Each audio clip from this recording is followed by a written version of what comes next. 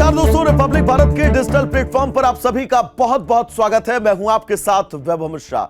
मालदीव और भारत के रिश्तों को लेकर इस वक्त जो खटास है और उस खटास के बीच प्रधानमंत्री नरेंद्र मोदी को लेकर जो कमेंट किए गए वहां के मंत्रियों की तरफ से, लेकिन जब भारत ने इसका विरोध करना शुरू किया तो नौबत यहां तक आ गई, मालदीव की सरकार को अपने तीनों मंत्रियों को बर्खास्त करना पड़ गया। क्योंकि मालदीव को भी पता है भारत से सीधे तौर पर अगर वो दुश्मनी लेता है तो ये मालदीव के लिए सबसे ज्यादा खतरनाक होगा। न सिर्फ खतरनाक होगा, आर्थिक मोर्चे पर मालदीव को भारत ऐसी चोट देगा कि उसकी आर्थिक नीतियां जो हैं उसकी रीढ़ टूटकर चकनाचूर हो जाएगी।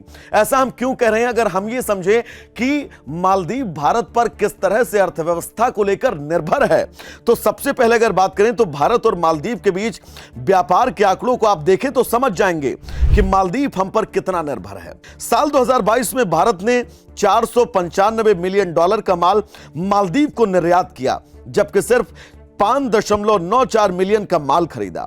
मालदीव भारत के निर्यात पर निर्भर करता है। भारत से मालदीव कृषि, मुर्गी पालन उत्पाद, चीनी, फल, सब्जियां, मसाले, चावल, गेहूं का आटा, कपड़ा और दवाइयां जैसे महत्वपूर्ण चीजों पर जो है वो निर्भर है। फार्मा प्रोडक्ट, प्लास्टिक और प्लास्टिक आर्टिकल, वुड और वुड प्रोडक्ट भारत मालदीव को दरअसल बेचता आया है।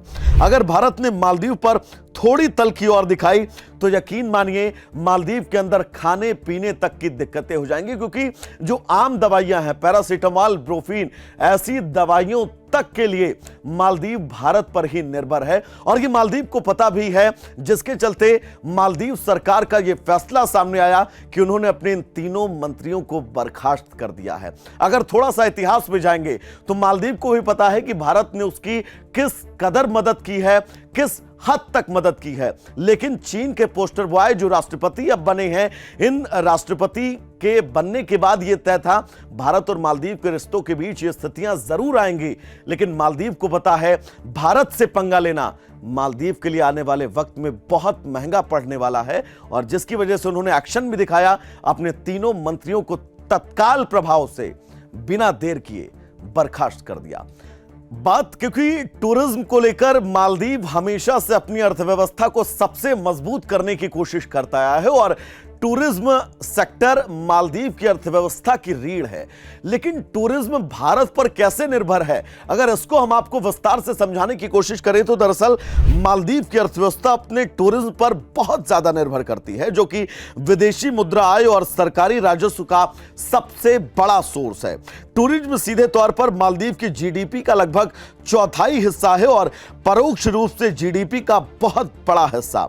रोजगार में टूरिज्म का योगदान 1/3 से ज्यादा है। अगर इससे जुड़े क्षेत्रों को हम शामिल कर लें तो कुल रोजगार प्रत्यक्ष और अप्रत्यक्ष तौर पर पर्यटन का योगदान करीब 70% तक रहा है।